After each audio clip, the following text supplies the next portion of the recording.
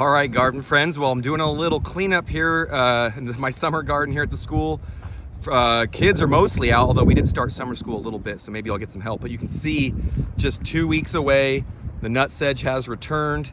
We're gonna have to battle it. I'm gonna be doing that in today's video. I'm gonna be busting out the hula hose. You can see the plants are growing good. Oh, there's our little garden cat.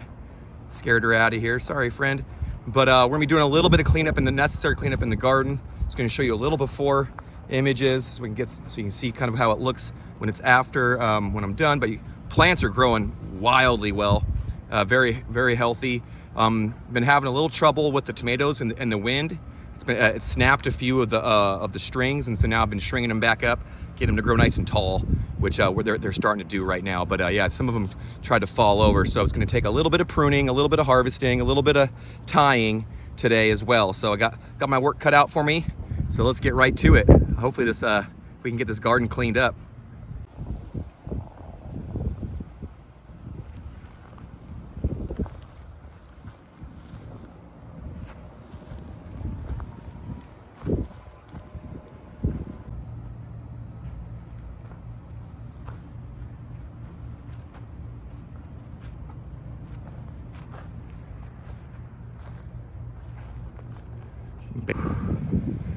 Well, you can probably tell by the way I'm panting that it's been a busy morning here in the garden. Luckily, I had a little bit of help. Thank you, Mrs. Hernandez, and a few other very hardworking students came out and just helped me out a little bit, and I really appreciated that. But look at what we've done.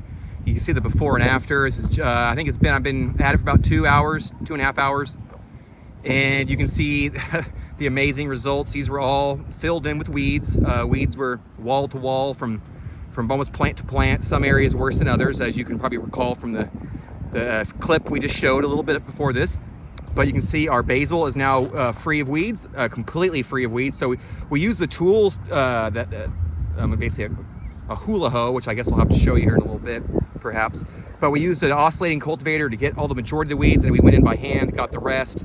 Probably wouldn't hurt to throw down some straw or some type of mulch to keep some of these weeds at bay. However, the nutsedge loves to kind of just grow right through that. So for us, it might just be better just maybe do a little bit of both, of hand pulling as well as cultivating with our cultivators, and then maybe even also using straw as well.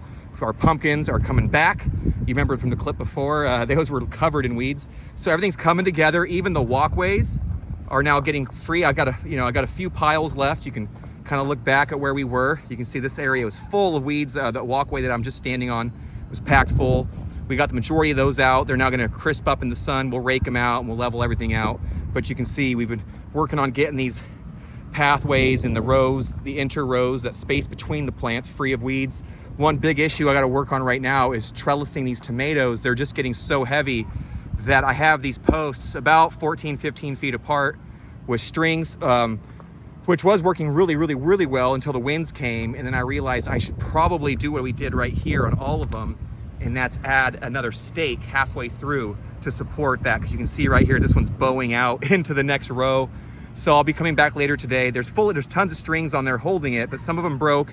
It caused a little bit of an unbalance or an imbalance in the force, if you will. But the tomatoes are still growing fine, but what it is, we want to keep them up nice and vertical up off the ground. So I'm going to come back with some stakes, put at least 1 or 2 stakes in between these rows to help support the weight of the tomatoes, as well as those strings.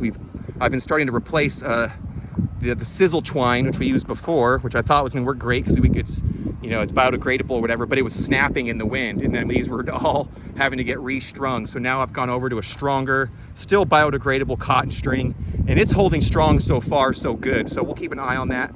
The last row here I did with tomato cages and string, and it's actually doing the best. None of the string is broke.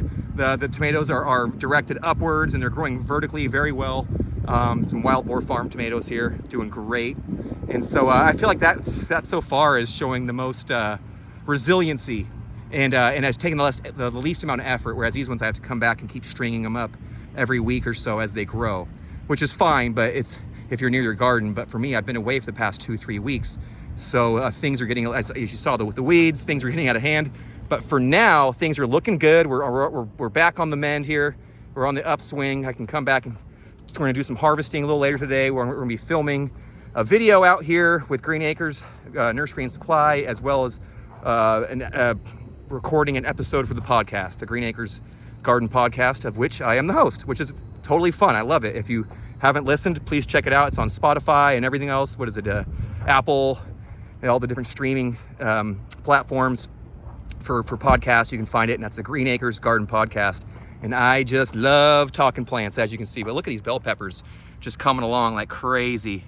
You can see a little bit of sun scorch on that one right there, and that's why it's helpful to have them kind of planted pretty close or in a spot where they get a little bit of afternoon shade.